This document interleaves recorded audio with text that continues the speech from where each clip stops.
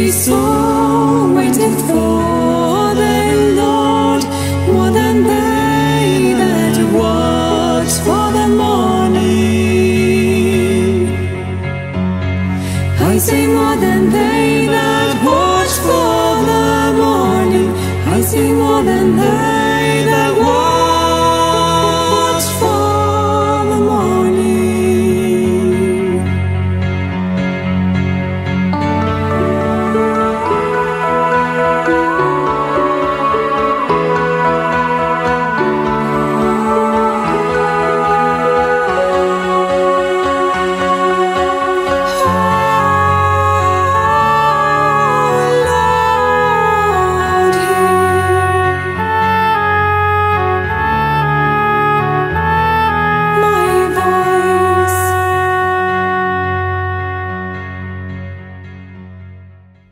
Dans la Bible, en Genèse 47:11, il est dit que Joseph établit son père et ses frères et leur donna une propriété dans le pays d'Égypte, dans la meilleure partie du pays, dans la contrée de Ramsès, comme Pharaon l'avait ordonné.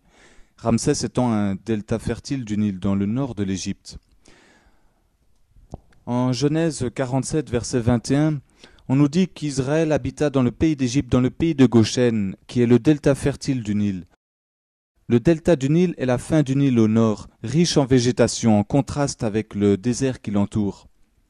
La nuit de Pâques, les premiers-nés dans chaque maison égyptienne meurent au moment de la dernière plaie. Exode 12, 29 à 30 dit « Et il arriva qu'à minuit, Yahweh frappa tous les premiers-nés du pays d'Égypte, depuis le premier-né de Pharaon, qui devait être assis sur son trône, jusqu'au premier-né des captifs qui étaient dans la prison, et tous les premiers-nés des bêtes. Et Pharaon se leva de nuit, lui et ses serviteurs et tous les Égyptiens, et il y eut un grand cri en Égypte, parce qu'il n'y avait point de maison où il n'y ait eu un mort. » C'est alors que Pharaon va enfin craquer et les laisser partir. C'est ce qu'on lit en Exode 12 du verset 31 à 37. Une preuve que tout cela a bien eu lieu dans le passé est que les Juifs ont fêté cet événement depuis ce jour jusqu'à aujourd'hui. Preuve qui appuie donc que la Bible est vraie et c'est un argument qui ne peut être contredit.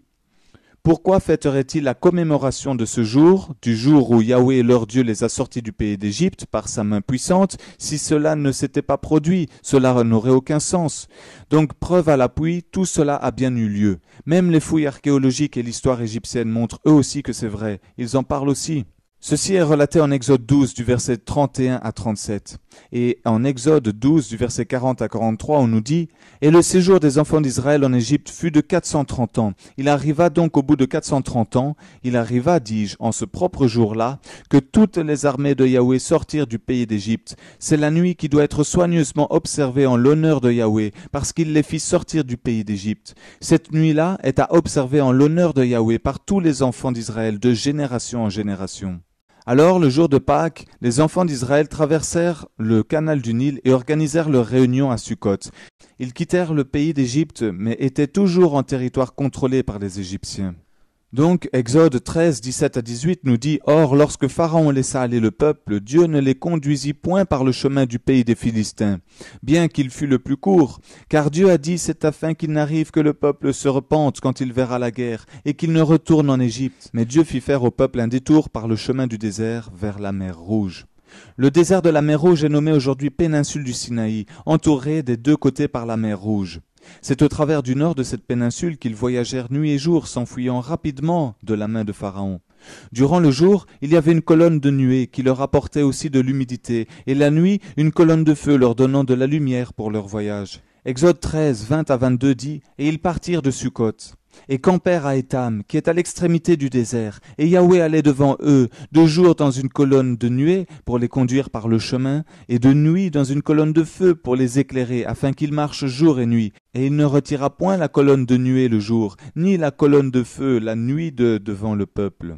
À Étam, ils tournèrent au sud et traversèrent les montagnes du désert de la mer Rouge, voyageant à travers un canyon étroit, puis stoppèrent devant la mer Rouge. Cette mer est appelée aujourd'hui le golfe d'Aqaba, mais à l'époque de Moïse, elle était nommée la mer Rouge. Ce qui nous le prouve, c'est 1 Roi 9, 26, où il est dit « Le roi Salomon construisit des navires à Etzion-Géber, près d'Élat, sur le rivage de la mer Rouge, au pays d'Édom. » L'ancien Élat est dans les temps modernes Élat Israël. Notre moderne golfe d'Aqaba est l'ancienne mer Rouge quant à elle. Voici la plage où les enfants d'Israël étaient pris au piège sans possibilité de s'échapper. L'armée égyptienne approchait rapidement et la mort était imminente. Exode 14, du verset 1 à 10 nous dit « Et Yahweh parla à Moïse et dit « Parle aux enfants d'Israël et dis-leur qu'ils se détournent et qu'ils campent devant Pi-Hahiroth, entre Migdol et la mer, vis-à-vis de Baal-Tséphon. Vous camperez vis-à-vis de ce lieu, près de la mer. Pharaon dira même des enfants d'Israël « Ils sont confus dans le pays, le désert les a enfermés. » Et Yahweh qui dira « Et j'endurcirai le cœur de Pharaon, et il vous poursuivra. Ainsi je serai glorifié par le moyen de Pharaon et de toute son armée, et les Égyptiens sauront que je suis Yahweh. » Et ils firent ainsi. Or, on avait rapporté au roi d'Égypte que le peuple s'enfuyait, et le cœur de Pharaon et de ses serviteurs fut changé à l'égard du peuple. Et ils dirent « Qu'est-ce que nous avons fait en laissant aller Israël, de sorte qu'il ne nous servira plus ?» Alors il fit atteler son char, et il prit son peuple avec lui. Il prit donc 600 chars d'élite et tous les chars d'Égypte, et il y avait des capitaines sur tout cela. Et Yahweh endurcit le cœur de Pharaon, roi d'Égypte, qui poursuivit les enfants d'Israël. Or les fils d'Israël étaient sortis à main levée. Les Égyptiens donc les poursuivirent, et tous les chevaux des chars de Pharaon, ses cavaliers et son armée les atteignirent, comme ils étaient campés près de la mer, vers Pi-Hahiroth, vis-à-vis de Baal-Tséphon. Et Pharaon approchait, les enfants d'Israël levèrent leurs yeux, et voici, les Égyptiens marchaient après eux. Et les fils d'Israël eurent une grande frayeur et crièrent à Yahweh. Donc le peuple juif avait très peur. Ils voyaient leurs ennemis tout près d'eux, qui les observaient, mais ils ne comprenaient pas que Dieu avait fait ça exprès afin de se glorifier. C'est pour cela qu'il les amena là au bord de la mer, pour faire le miracle qui allait suivre. Nous avons donc bibliquement parlant la preuve que cela ne put se faire au travers d'un grand lac ou au travers du golfe de Suez. Nous sommes donc au bord de la mer Rouge, reliés en face à l'Arabie Saoudite. Ils étaient, je le rappelle, coincés par les Égyptiens du côté de Migdol et par la mer Rouge, là au bord duquel ils campaient. L'unique chose qui empêchait les Égyptiens de tuer directement les Juifs était la colonne de feu de Dieu la nuit et la colonne de nuée le jour. Cela nous amène à Exode 14:13 qui dit « Et Moïse dit au peuple, ne craignez point, arrêtez-vous et voyez la délivrance que Yahweh vous donnera aujourd'hui, car les Égyptiens que vous voyez aujourd'hui, vous ne les verrez plus. Yahweh combattra pour vous et vous resterez tranquilles. Or Yahweh avait dit à Moïse, pourquoi cries-tu vers moi ? Parle aux enfants d'Israël et qu'ils marchent, et toi élève ta verge. Étends ta main sur la mer et fends-la, et que les enfants d'Israël entrent au milieu de la mer à sec. Et quant à moi, voici, je m'en vais endurcir le cœur des Égyptiens, afin qu'ils entrent après eux, et je serai glorifié par le moyen de Pharaon et de toute son armée, de ses chars et de ses cavaliers. Et les Égyptiens sauront que je suis Yahweh, quand j'aurai été glorifié par le moyen de Pharaon, de ses chars et de ses cavaliers. Et l'ange de Dieu qui était allé devant le camp d'Israël partit et s'en alla derrière eux, et la colonne de nuée partit de devant eux et se tint derrière eux. Et elle vint entre le camp des Égyptiens et le camp d'Israël. Elle était aux uns une nuée et une obscurité, et pour les autres elle les éclairait la nuit. L'un des camps n'approcha point de l'autre durant toute la nuit. Les enfants d'Israël qui avaient quitté l'Égypte allaient se préparer à traverser la mer Rouge. Cela exclut donc la traversée d'un grand lac ou du golfe de Suez, comme je l'ai dit. Cela eut lieu sur ce site, où Dieu se prépara à démontrer à son peuple un grand miracle qui allait prouver son amour protecteur pour eux. Voici une large plage du golfe d'Aqaba, appelée Nouéba en Égypte. C'est ici que les forces des ténèbres apparurent pour triompher, mais Dieu contrôla tout. Après le golfe se trouve la terre de Madian et la sainte montagne de Dieu. Une autre description de la localisation de l'endroit de la traversée de la mer Rouge est Exode 14:1 qui dit « Il campe devant Pi-Hahiroth ». Pi-Hahiroth qui signifie d'ailleurs « bouche du canyon ». Comme les enfants d'Israël entrèrent sur la plage, ils suivirent la voie par un système de canyon et rejoignirent cette plage face à la mer Rouge. La Bible nous dit en Exode 14:3 « Ils sont confus dans le pays, le désert les a enfermés ». Ils sont finalement arrivés à la fin du canyon qui serpente à travers les montagnes, mais maintenant ils sont enfermés et coincés sur la plage.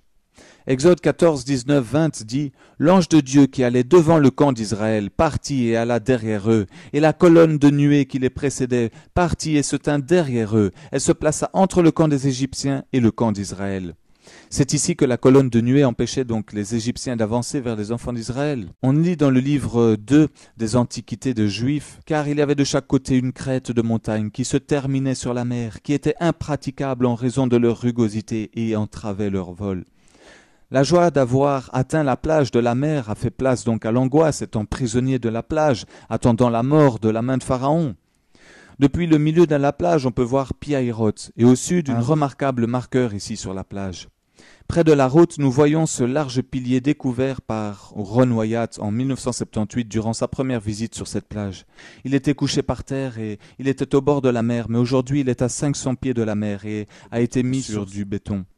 L'unique caractéristique de ce pilier en granit inclut le fait que c'est un style de design phénicien ou hébreu et qu'il date de 3000 ans à peu près. Il a été placé là pour une raison, pour marquer la localisation de la traversée de la mer Rouge sur le sol sec. Il y a un verset dans la Bible qui prouve que ce genre de monument était dirigé pour se rappeler des œuvres de Yahweh. En Ésaïe 19:19, il est dit « Il y aura un autel à Yahweh au milieu du pays d'Égypte et un monument dressé à Yahweh sur la frontière. » Au sud de la plage, nous pouvons voir un pilier. Sur l'autre côte de la rive du Golfe en Arabie Saoudite se trouve une autre colonne découverte par Ron Wyatt en 1984 et a été montrée aux autorités saoudites. Sur le pilier du côté saoudien se trouvaient des inscriptions en hébreu dont les mots qui étaient inscrits sur ce pilier étaient Pharaon, Mizraïm qui veut dire Égypte, Moïse, Mor, O, Yahweh, Salomon, Édom. Donc nous voyons bien que tous ces mots ont attrait à la traversée de la mer Rouge. Nous ne pouvons nier donc que cet endroit fut bien la traversée de la mer Rouge. Pourquoi ces piliers seraient mis là, d'un côté et de l'autre? Les inscriptions sur cette colonne, côté égyptien, ont été enlevées depuis que les Égyptiens vivant là n'étaient pas d'accord de garder un signe de célébration juive chez eux, localisé dans leur propre territoire, vu qu'ils étaient musulmans.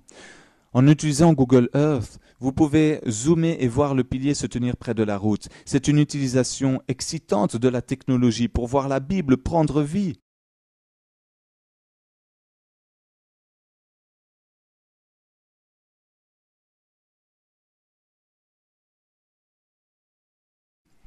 Le pilier se tient aujourd'hui comme témoignage de la vérité des faits bibliques, marquant ici la localisation de la traversée de la mer Rouge. Depuis là, on peut voir l'eau qui représentait un obstacle pour les enfants d'Israël.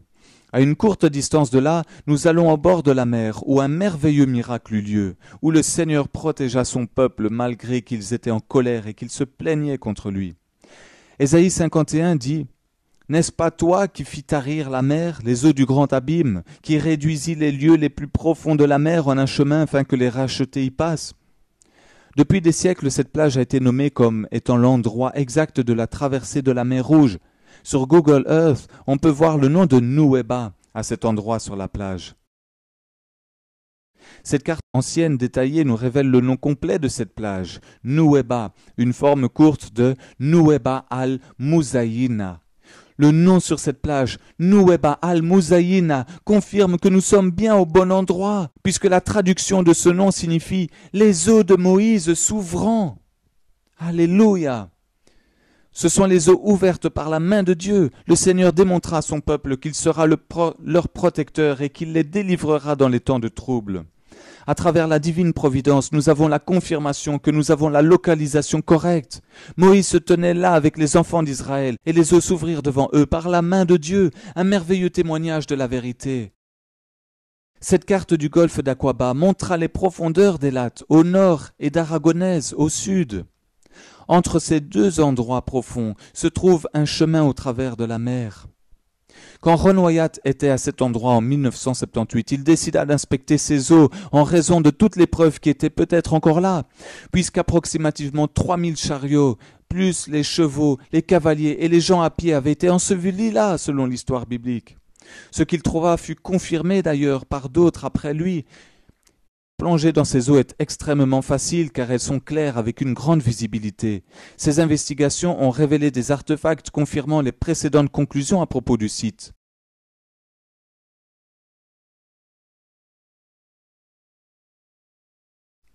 Le premier artefact inspecté est la roue d'un char qui a 3 ou 4 rayons. Nous voyons un angle de 90 degrés ici, qui est le signe d'une structure humaine. Exode 14, 24 à 25 nous dit « Yahweh mit en désordre le camp des Égyptiens. Il ôta les roues de leurs chars et en rendit la marche difficile. »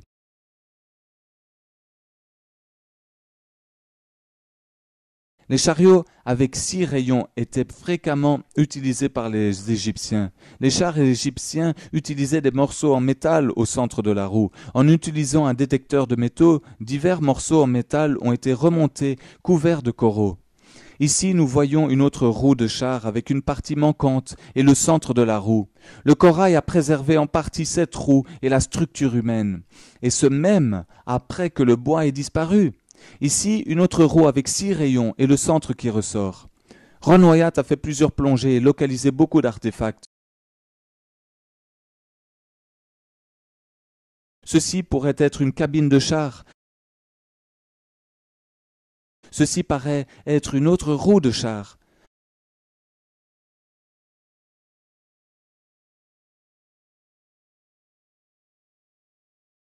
Un sabot de cheval a été trouvé, alors qu'aucun cheval ne se trouve dans la péninsule du Sinaï aujourd'hui. Même des os humains ont été retrouvés, comme ce fémur recouvert de corail sur la droite. Les tests de laboratoire confirment qu'il s'agit d'un os. D'autres os ont aussi été retrouvés. L'os est relevé à l'intérieur du corail.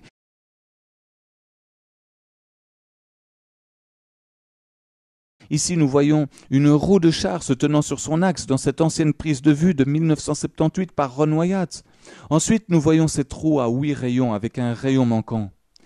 Les roues à 8 branches étaient uniquement utilisées durant la 18e dynastie de l'époque de l'Exode. La première découverte sur ce site de la traversée a été cet artefact en or plaqué, laissé par la roue d'un chariot. La Bible nous dit que 600 chars de chaux ont été utilisés pour poursuivre les enfants d'Israël. Cet artefact a été laissé à 200 pieds de profondeur à cause qu'il faudrait un équipement spécialisé pour la remonter à la surface. Aujourd'hui, il est toujours à l'endroit où ils l'ont trouvé d'ailleurs.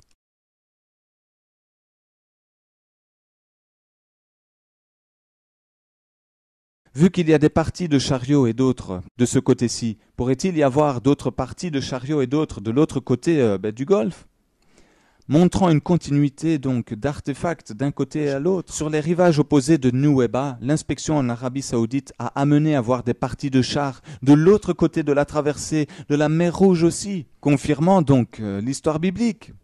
Pendant l'inspection des eaux en Arabie Saoudite, un beau spécimen de char a été trouvé. Ceci est la confirmation que des parties de chars se trouvent des deux côtés. En confirmant la localisation de la traversée de la mer Rouge, on peut en conclure sans aucun doute que le vrai mont Sinaï se trouve donc en Arabie Saoudite, en Madian, juste comme la Bible le dit. Voilà donc ce reportage plus toutes les preuves qui ont été mises en évidence. Ajoutez aussi à cela que nous nous appuyons que sur des versets bibliques pour confirmer toutes ces découvertes, nous prouve que tout cela est vrai, que la Bible est vraie. Non seulement elle confirme les découvertes, mais les découvertes confirment que la Bible est authentique et vraie. Rien n'a été laissé au hasard par le Seigneur, qui nous a fait grâce de garder une trace de toutes ces merveilles. Nous pouvons ainsi, par la foi, croire en ces découvertes et en la Bible, mais aussi pour ceux qui sont comme Thomas, qui ne croient pas sans avoir vu. Nous avons pour eux maintenant des preuves matérielles de tout cela. Et c'est merveilleux, gloire à Dieu. Dans mon autre vidéo, je vous ai présenté, versé à l'appui, des preuves de l'existence de la crucifixion de Jésus, de son sang qui a coulé sur la croix, de l'arche de l'Alliance et de certains ustensiles du sanctuaire, mais aussi de la découverte de l'arche de Noé. Ajoutez donc à tout ceci la découverte biblique de l'endroit où Dieu utilisa Moïse et le peuple pour se glorifier en ouvrant la mer en deux et en donnant la victoire aux Juifs sur leurs ennemis. Nous avons donc assez de preuves pour prouver que tout cela est vrai et que la Bible dit vrai. Je vous invite très vivement à partager ces vidéos, car elles prouvent que la vraie parole de Dieu est la Bible, que la Bible est vraie et qu'elle retrace la vraie et unique histoire du peuple élu de Dieu et de ses très nombreux miracles, signes et prodiges. Regardez les vidéos via ma chaîne YouTube et via mon site dieujesus.com qui commence par preuve 1, preuve 2, preuve 3, etc. sur ma chaîne YouTube. Car je vais rajouter un maximum de vidéos concernant toutes les découvertes archéologiques et bibliques qui confirment que la Bible ne peut avoir été inventée, car elle s'appuie sur des faits réels et relate la véritable histoire de l'humanité. Et d'autant plus qu'on a des preuves matérielles.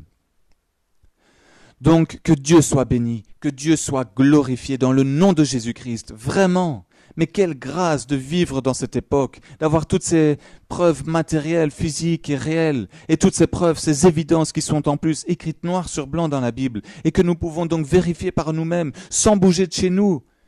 Merci au Seigneur pour toutes ces découvertes, toutes ces grâces que nous avons trouvées et qui nous a permis aussi de connaître par son envoyé Ron Wyatt, mais aussi par tous ces scientifiques, ces archéologues, ces explorateurs qui ont excavé tout cela et mis à la lumière du jour et à la lumière aussi de la parole de Dieu, prouvant qu'elle est vraie. Dieu avait tout indiqué dans sa parole et Ron Wyatt, qui voulait prouver que la Bible disait la vérité, a été envoyé par Dieu pour nous ramener tellement de concordances liées à des événements et des versets bibliques. Quelle grâce de pouvoir connaître tout cela maintenant et de pouvoir les révéler au monde juste avant son glorieux retour. La Bible a indiqué à Ron Wyatt où chercher. Elle nous aide aussi aujourd'hui à nous rapprocher toujours plus de Dieu et de la vérité. La Bible est là pour que nous puissions avoir une relation directe avec Dieu, une intimité avec Jésus-Christ. Elle nous permet de ne plus être manipulés. On ne peut plus nous raconter les mêmes histoires qu'on nous racontait à l'école. Fini d'être trompés et mentis. Dieu nous révèle tout au travers de la Bible. Et chacun à sa manière, nous le démontrons, comme moi-même dans cette vidéo, comme Ron Wyatt dans ce reportage, comme Abraham en Mésopotamie, comme Moïse dans le désert du Sinaï. Et comme tant d'autres que Dieu a élus depuis Adam jusqu'à aujourd'hui, jusqu'à sa seconde venue, qui est imminente. Non seulement par la foi, nous pouvons croire que la Bible a dit vrai, mais maintenant, même pour ceux qui sont comme notre frère Thomas, ceux qui ne croient pas sans avoir vu, peuvent avoir des milliers de preuves matérielles qui prouvent l'existence de la plupart de tout ce qui est dit dans la Bible, et peuvent les vérifier par eux-mêmes. Donc que Dieu soit loué, car on ne peut pas contredire tous les arguments qui sont appuyés par les versets bibliques dans cette vidéo. Il n'y a que l'esprit de l'Antichrist, l'esprit du mal qui tentera toujours de nier les faits qu'on présente ici. Et si vous avez des doutes sur ce que je dis, ce n'est sûrement pas l'Esprit Saint qui vous inspire alors. Je veux prouver au monde que Dieu n'est pas un menteur, qu'il est parfait, qu'il ne se trompe pas, qu'il ne fait pas d'erreur et que la Bible est vraie. Et je veux prouver au monde que sa parole est vérité et qu'elle nous donne accès à son royaume et à la vie éternelle. La parole de Dieu, c'est la Bible. Je vous le montre par ma foi, mais aussi par des évidences terrestres, charnelles et matérielles. Donc qui pourra dire le contraire si ce n'est un esprit mauvais et rebelle à Dieu? Nous n'avons donc pas besoin d'un autre livre que celui-ci, la Bible. Car elle se suffit à elle-même. Pas besoin de rajouter quoi que ce soit comme font les catholiques avec leur missel ou leur livre de catéchisme. Pas besoin du livre de raisonnement des témoins de Jéhovah. Pas besoin du Coran ou d'un livre venu bien après notre évangile de paix. Jésus est la parole de Dieu qui s'est faite chair, nous dit Jean 1.1, et qui est descendu du ciel, nous dit Jean 3.13. Ne vous laissez plus influencer par ce monde franc-maçonnique, ténébreux, menteur et diabolique. Jésus a dit « Je suis le chemin, la vérité et la vie. Nul ne va au Père sans passer par moi. Croyez en Jésus-Christ, croyez en Dieu, en Yahweh des armées. Ne cherchez plus ailleurs. » Cette vidéo est faite pour tous, et en particulier pour celui qui veut être instruit de Dieu, pour celui qui peut-être n'aime pas lire et qui préfère apprendre d'abord par des vidéos, par des enseignements bibliques mis en vidéo. Mais c'est aussi et surtout fait pour vous encourager. Dieu vous donne la vérité, car il dit en Osée 4.6 « Mon peuple est détruit parce qu'il est sans connaissance. » Voilà pourquoi des soldats de Dieu, des serviteurs et des enfants de Dieu comme moi, partout dans le monde, se lèvent, combattent, prient, intercèdent et enseignent en son nom. Ne restez pas sans rien faire. Dieu n'aime pas les chrétiens qui sont ni chauds ni froids. Soyez ou l'un ou l'autre, mais Dieu n'aime pas ceux qui sont passifs, ceux qui sont paresseux, ceux qui ne se lèvent pas pour combattre à ses côtés. Il est plus que temps que nous prenions toutes les armes de Dieu. 2 Corinthiens 10.4 nous dit que les armes de Dieu sont puissantes. Alors partagez cette vidéo. Et vous aussi, faites quelque chose pour Jésus-Christ. Ne laissez pas l'Esprit Saint combattre tout seul. Ne le laissez pas tout faire tout seul en vous disant qu'il vous suffit de croire en Dieu pour être sauvé. C'est faux, c'est tellement faux. La Bible nous dit que si vous ne faites rien et que vous n'êtes qu'un chrétien tiède ou froid, vous serez rejeté de Dieu. Ne prenez pas cela à la légère. Je suis passé par là, j'ai dû être repris par Dieu, être brisé pour devenir un chrétien chaud et non froid ou tiède, et vous annoncez cela aujourd'hui. N'attendez pas qu'un malheur vous arrive pour devenir vrai chrétien.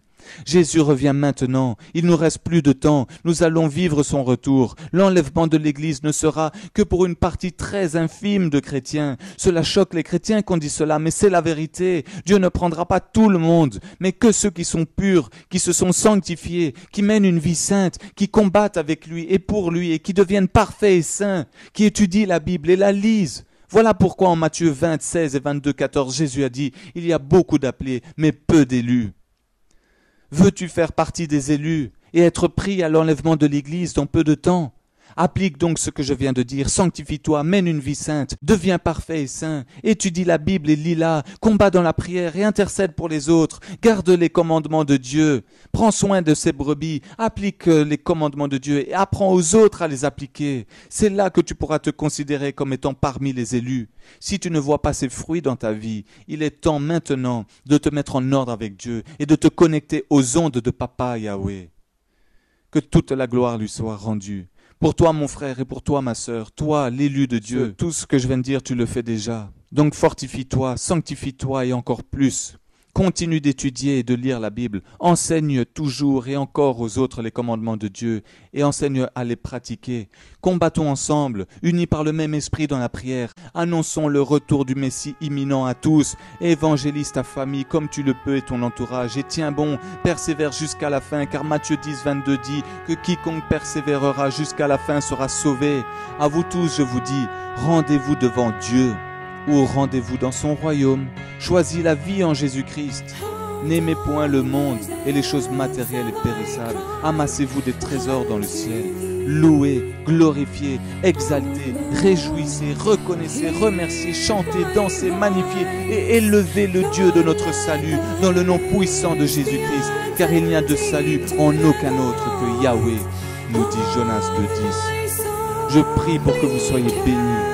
Encouragez, fortifiez.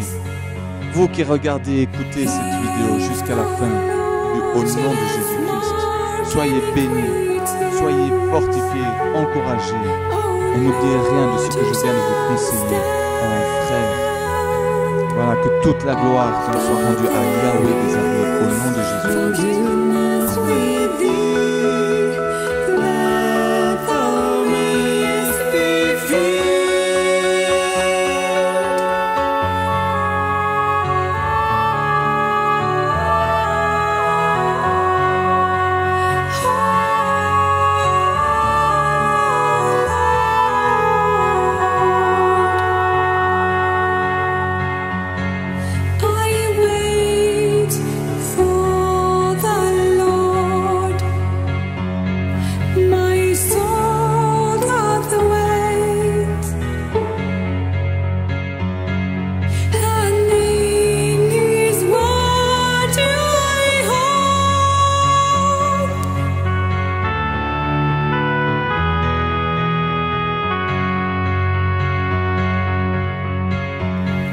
My soul waited for the Lord more than they that watch for the morning. I say more than they that watch for the morning. I say more than they